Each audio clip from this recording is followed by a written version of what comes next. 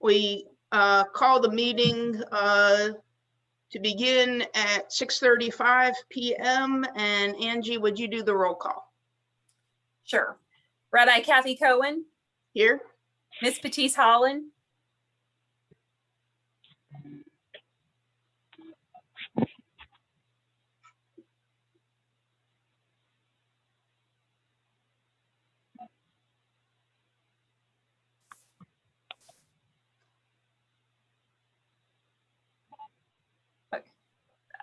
Petite Holland is here. Reverend Bill Lee. Present. Miss Angela Penn. Present. Mr. Drill Rhodes. Present. Dr. Elda Stanko Downey.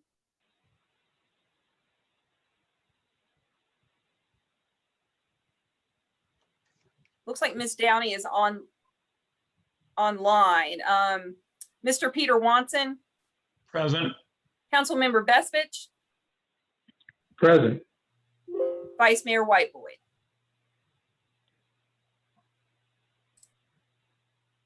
Okay. Thank you. We now move to the approval of minutes from the May 6th meeting. Are there any corrections to the minutes?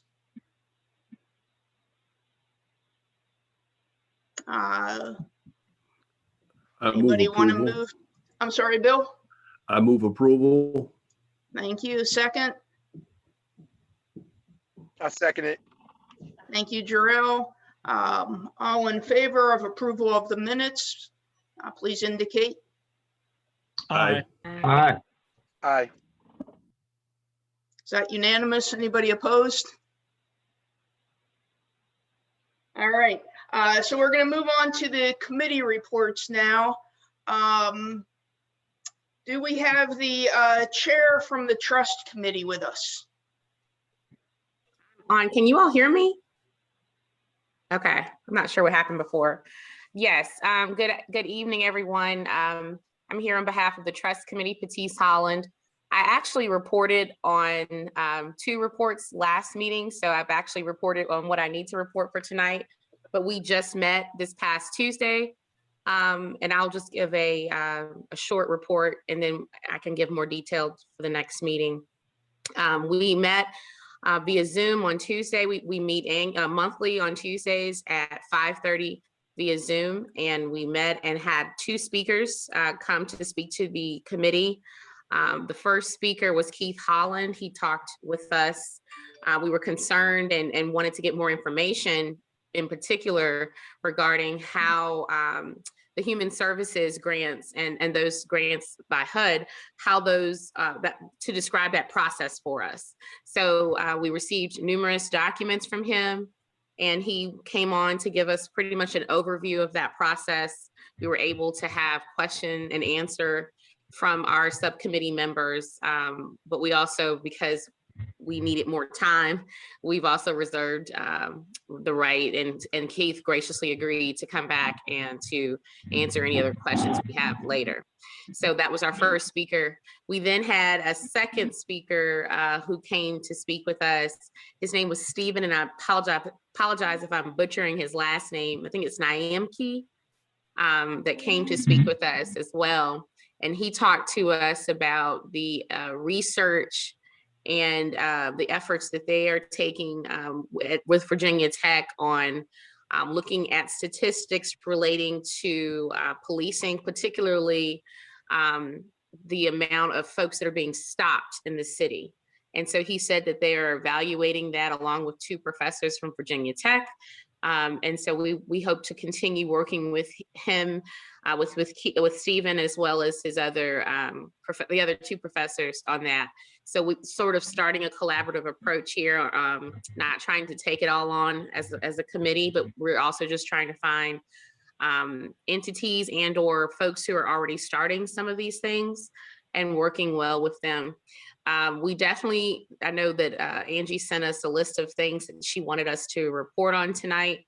Our committee will definitely be utilizing the city staff to help us through this, because we definitely would like to look at the process of grant giving in the city, application and how that is communicated to city residents. So that was the focus of our last meeting this past Tuesday, but our minutes are still being tabulated and calculated, and so we will provide that in full. Thank you so much. That sounds wonderful. We're now going to move on to Breaking the Cycle of Poverty Subcommittee.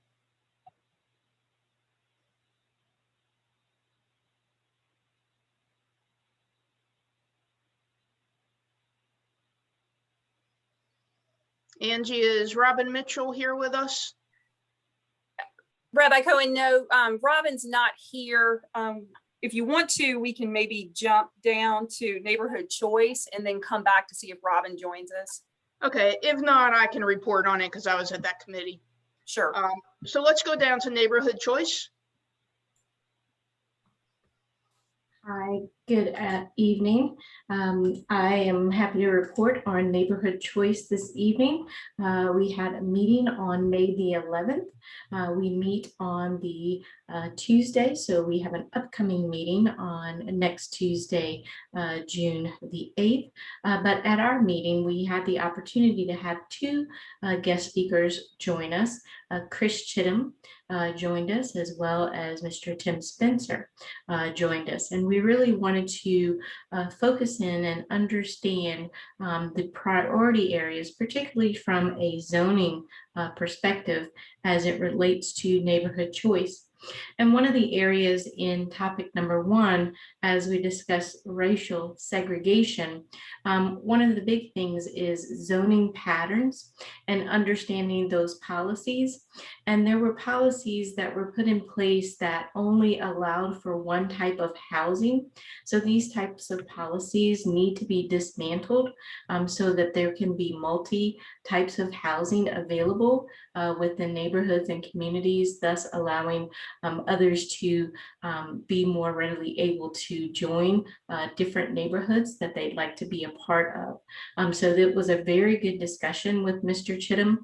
He also provided us with some resources such as articles to help us further understand zoning and how it can be utilized to provide exclusionary zoning to people. So we really want to make sure we understand that process so that we can look at our policies here within the city of Roanoke. He also shared with us what goes into making adjustments to zoning. And each year there are amendments to zoning, and those have to be legally publicized so that public hearings are held. The Planning Commission then reviews them, makes recommendations to City Council, which then votes on those amendments.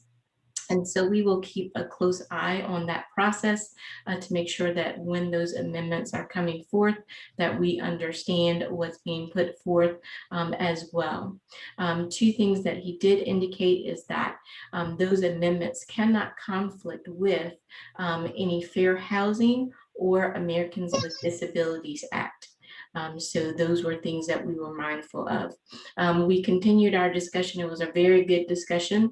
I won't go through all of it here for time, but one of the other things that we are working on is looking at what's called greenlining. We have come up with a list of resources to help those individuals who would like to look at homeownership opportunities for themselves and their families. So we are putting together resources that speak about financial opportunities, down payment and closing costs, as well as facade improvements for any businesses as well. So that is a document that we are working on. So that was part of our discussion at our upcoming meeting this Tuesday. We did receive a concern from a citizen regarding real estate valuation and how that process is done. They wanted to understand because they feel that some properties within the different quadrants are valued at lower rates than others. And so we've invited staff from the Office of Real Estate Valuation to come to our next meeting to help us understand that process and what is involved in determining the values of properties throughout the city. So we look forward to reporting on that at the next meeting. So that concludes my report at this time. Wow, you guys have done a lot. Thank you so much. And we'll go on now to inclusive culture.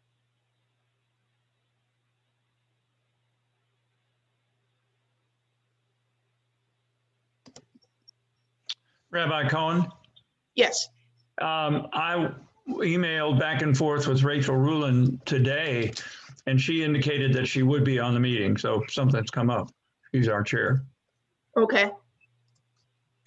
All right. How about service delivery? Yes, I'm Bill Lee, and I serve as chair of service delivery. We met on our regular meeting time, which is the first Wednesday of each month. We met on this past Wednesday, June the 2nd. The committee members were tasked to take a look at the city website, play around with it to see whether indeed it was user-friendly. A number of concerns were offered at our meeting. I'm not going to try to share those now. The minutes will reflect that. But one of the things that will be helpful to us, if all of the committees, if they would take just a moment and everybody just take a look at the website and just try it out. And if you would make a list of anything that you discover that needs some work.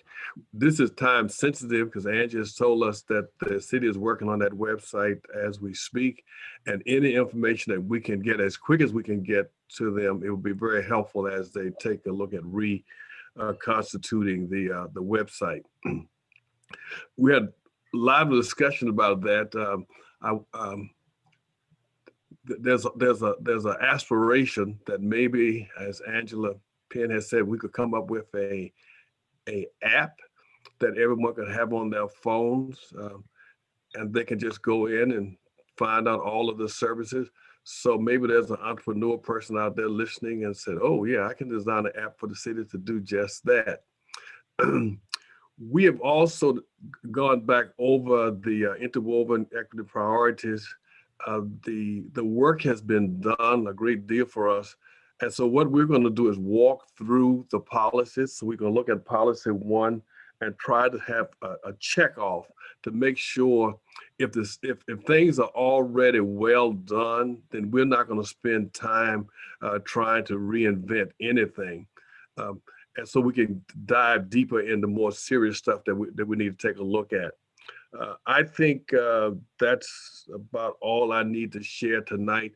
The minutes will reflect everything else. Thank you.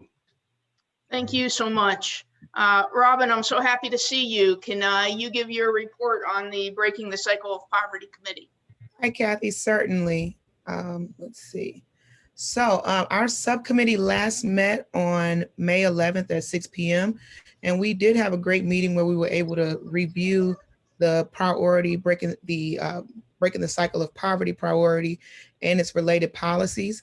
Our next course of action is to develop a plan, a work plan around the policies in that plan, in that priority, and begin tapping into community feedback as well as city staff to assist with us with carrying out those various policies. What we did determine was that each of those policies has a lot of heavy lifting in each policy. So a lot of community feedback and city assistance will likely be necessary to enable us to enact on those individual priorities, policies within the priority. Our last meeting, which was scheduled for June 1st, we were not able to meet as we didn't have a quorum, and a suggestion was presented to revisit our meeting time and a schedule, as we are currently one of the only subcommittees that is holding a bi-weekly meeting at this time. So we are definitely open to revisiting that time to see if we can get to a place where we can meet on a regular basis, but get into the work. And additionally, we're also open to having community members join us to assist us with carrying out the work that lies ahead. And our next meeting is scheduled for June 15th at 6 p.m.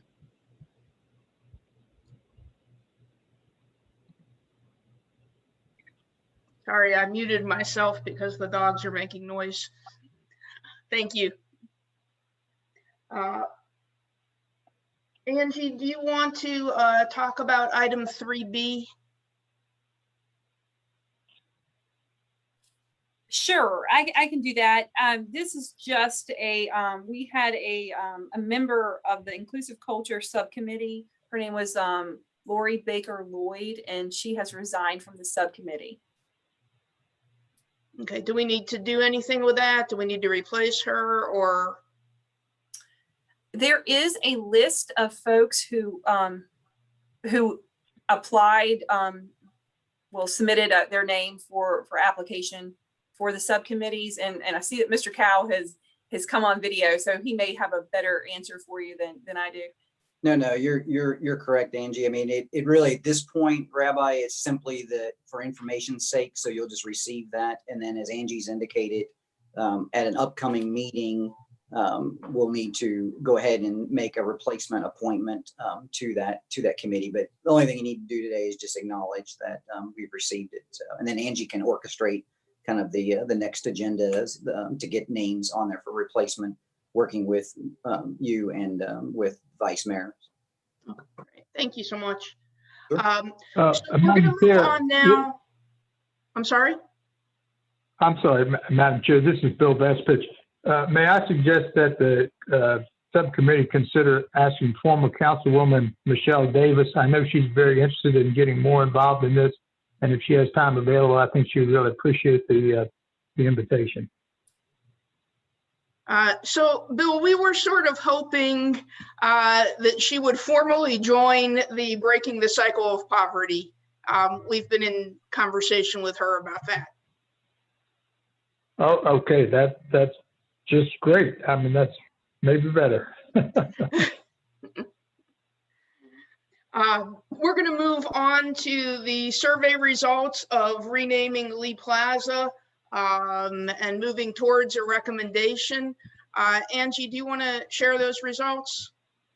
Sure, I can do that. I know this was something that Vice Mayor Whiteboy was hoping to do. I have kind of a summary of the survey results and also all of the other public comments that you received either at the public hearing or either by email to the Equity and Empowerment Advisory Board email address or phone calls that we received in our office. So I'll run down the, just kind of recap with the public hearing. So there were names that were thrown out or given at the public hearing as Henrietta Lacks, Reverend James Beatty, Reverend R.R. Wilkerson, previous city manager Ewart, Freedom Plaza, Freedom Square, and William Bernard Robertson. And I won't go through the entire list for the suggestions that we've received by emails or calls. But of all of those that we received, the top two names and the top two concepts were, the two names were Henrietta Lacks Plaza and Sherman Lee Plaza, and the two concepts were Freedom Plaza and Star City Plaza. As you all know, we did a survey, headed out into the community for a little while. We had 1,965 folks that completed the survey, and they were all over zip codes. And that was one of the reasons we wanted to add the zip code on there so we could narrow down if need be, or if that was data that you all wanted. So with the all area zip codes, the first place of the names was Henrietta Lacks at 793 results. Star City Plaza was 693. And so those were your top two out of all the zip codes. When we broke it down to the Roanoke area zip codes, And of course, those are Roanoke City, and some of those are within Roanoke County with those overlapping zip codes. Henrietta Lacks was at 628, and Star City Plaza was at 602. We also had overall 14 blanks or write-ins, and that was with the zip code area. People could choose to put in their, well, we asked for their zip code, but they also put in some comments there as well. So those are the survey results. Any questions or discussions, thoughts? Yes, Kathy, this whole piece still just doesn't sit well with me. I just have to name it. And looking at those numbers, the community itself is not overwhelmingly saying what should be named. So my concern is, given the historic negativity around Lee Plaza, I would want us to make sure in the renaming that we don't add to the negativity. If our constituents are not saying an overwhelming yes. The other piece for me is the name Henrietta Lacks has such traction across the country. I would hope that we would do some serious thinking about doing something bigger than the plaza for the name. But I don't know timelines. I don't know how fast this has to be done, but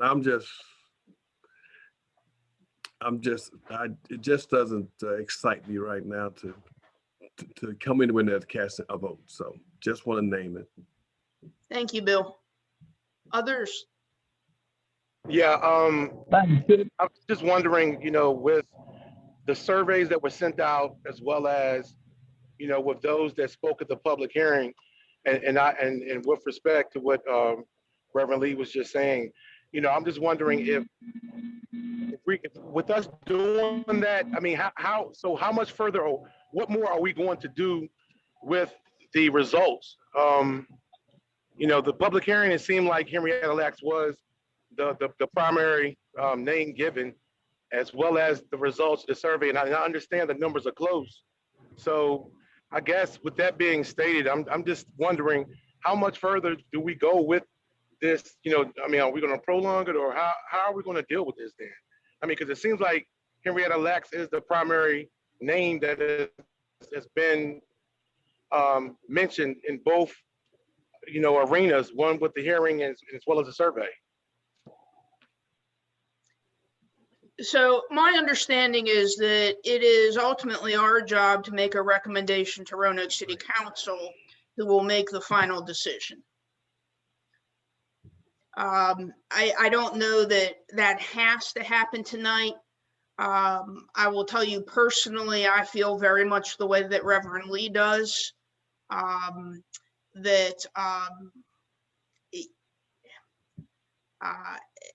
just think that this is a big issue, and I don't know that we want our committee for its very first action to do something where there's really pretty close to a split vote. It's not overwhelming.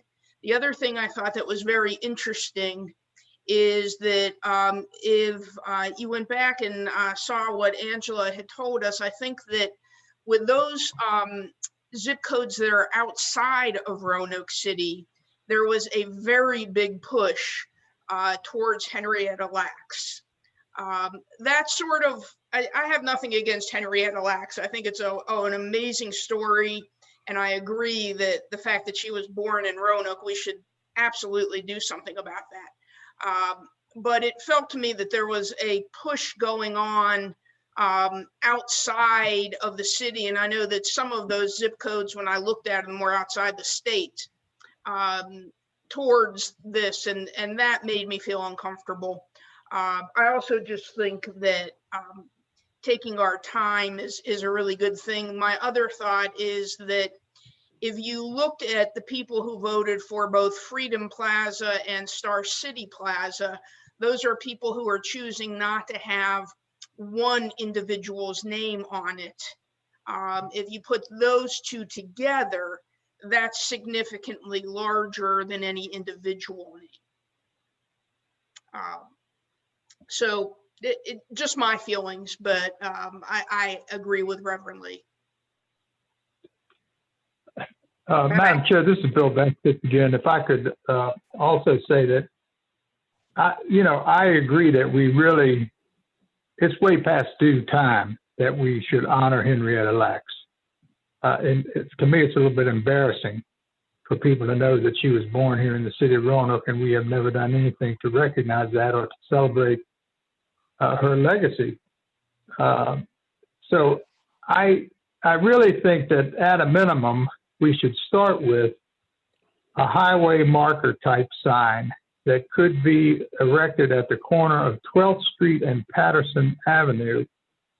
I understand from a newspaper article from a few years back that she spent part of her childhood living near the corner of 12th Street and I think what is now Salem Avenue there through Hunt Park area, Hurt Park. And actually the area where she lived, I think, is now a little green space, a small city park named Perry Park. So I definitely agree with that. My concern is, along with the other things that Reverend Lee and that you, Rabbi Cohen, have said, is that at the Second Street end of this plaza, we have the Roanoke Valley War Memorial. And we have a ring or a line of flags, U.S. flags and state flags.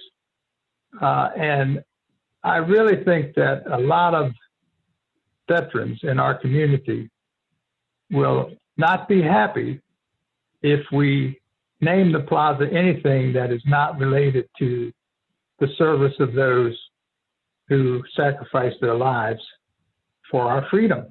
And that's really what leads me to support the name Freedom Plaza. Thank you.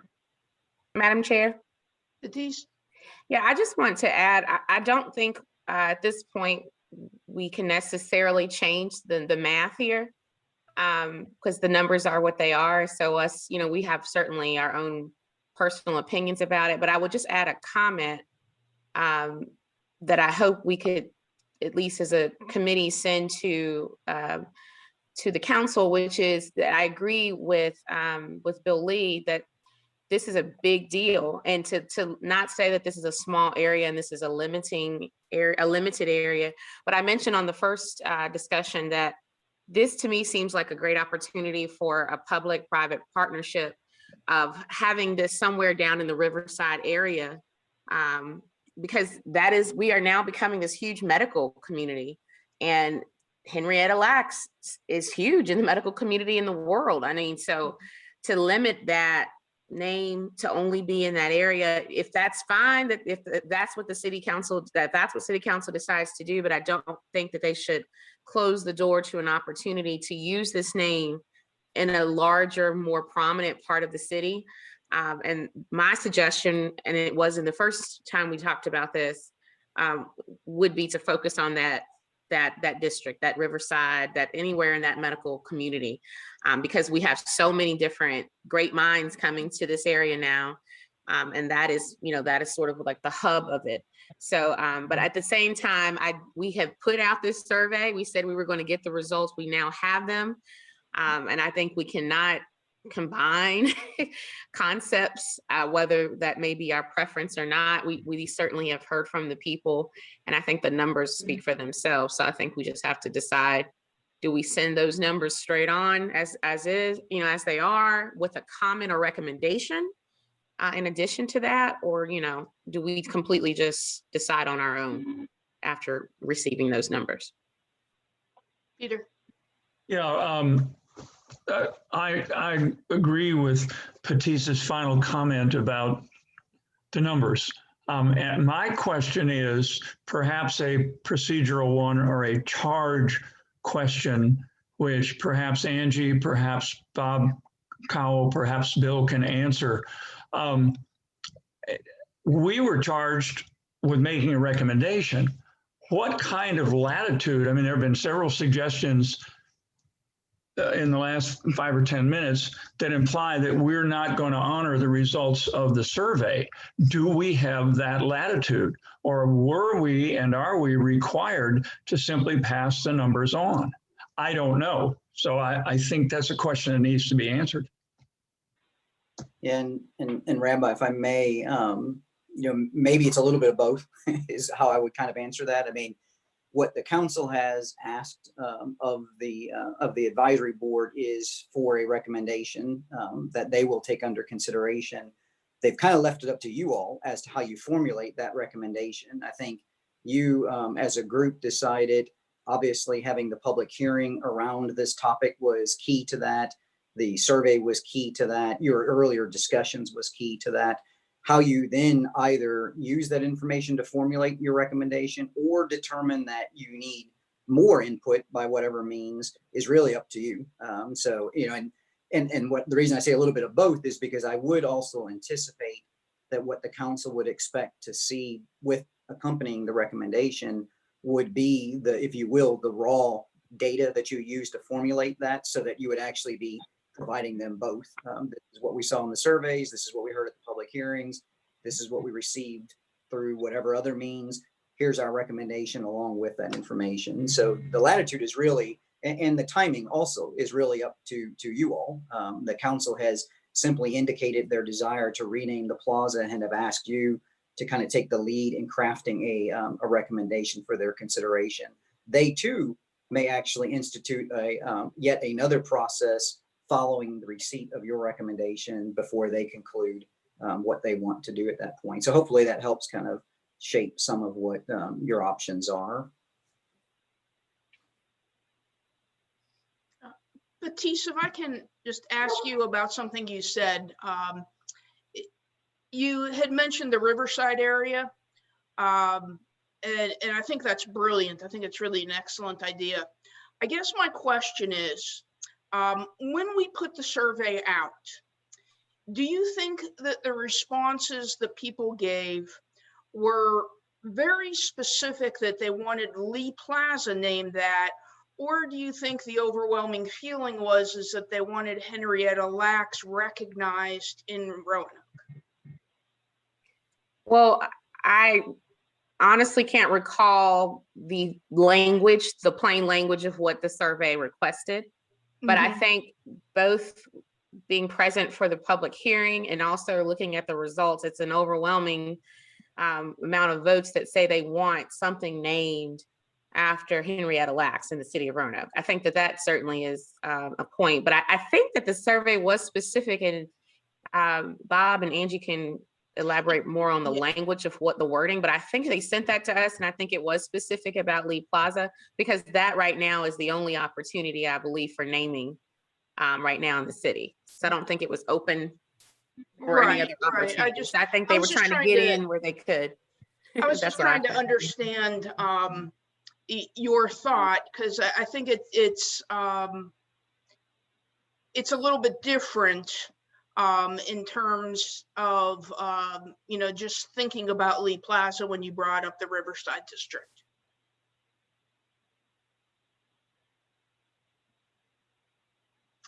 Other thoughts or comments?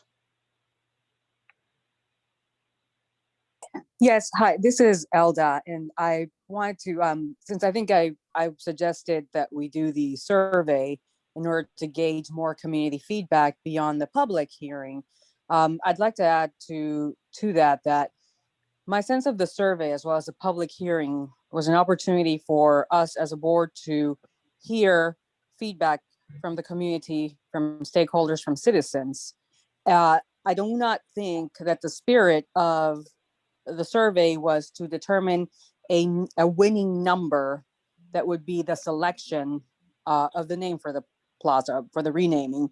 So I would suggest that the numbers that we look at, as Batiste well said, the numbers speak for themselves, both from the public hearing and from the survey.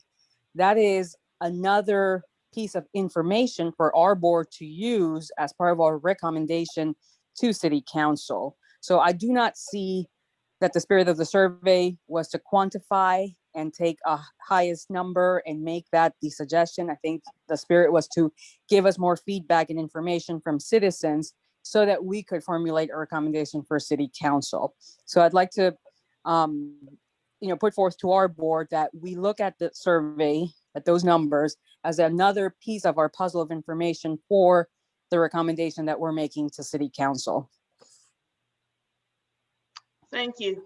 Thank you. So Kathy, are we obligated to do this kind of conversation in public forum where the citizens are listening at us?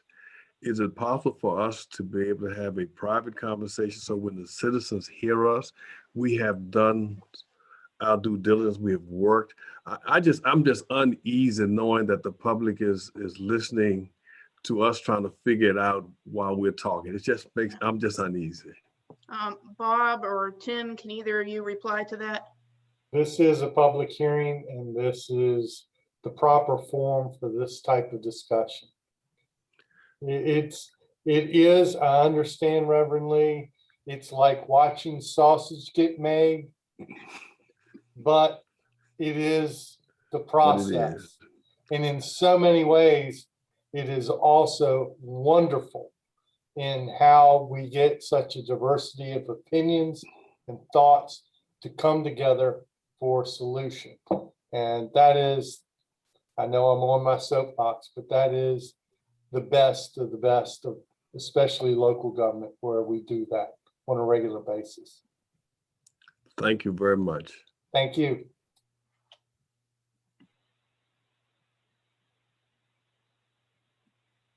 So I guess the question is, do we feel ready to make a recommendation, or would we like to think about this until the next meeting? Well, Madam Chair, I know that Vice Mayor White Boyd has very strong feelings about this. And even though I might not agree with her, I certainly respect her. And I think that it would be a mistake for us to try to make any decision in her absence. Okay, so what I understand is that you're suggesting that we table this till next month. Yes, ma'am. Is everybody in agreement with that? Can you raise your hands or say yes or something? Yes. Thank you. That makes it much easier. Jarrell, I'm going to assume you're okay with that. You're the only one I could not see or hear. Yes, you may assume that. Okay, thank you. All right, so everybody please review and think through the comments that we made tonight and that we heard in the public meeting and on the survey. And let's plan on tackling this again at the next meeting. All right. We're going to move on now to the next item on the agenda. Actually, why don't we move backwards? Rachel, I see that you are here. Would you like to report on your subcommittee? Thank you. Yeah, sorry about that. Just lost track of time. So our subcommittee did have another meeting, and we Tiffany Bradbury came and spoke to our committee about what's going on with neighborhood services. We're still in the information gathering phase, we feel like, and might be there for a little while. But we feel that that's important at this stage to take our time and get to know what all is going on so that we can correctly identify where there might be gaps or where additional efforts could, be most efficient to achieve results.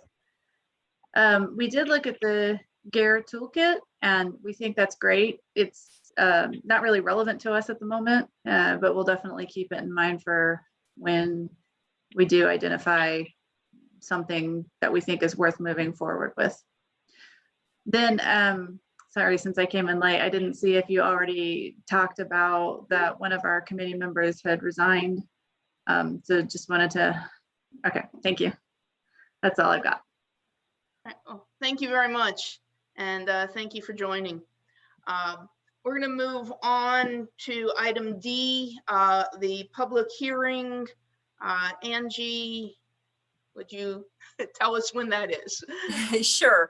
So we'll open the public hearing, and we have the caller that I mentioned earlier. She has called in. I hope she hasn't left, but I'm going to ask her to go ahead and speak now. Okay. Miss Powell, are you there? If you could hit *6 to unmute your line.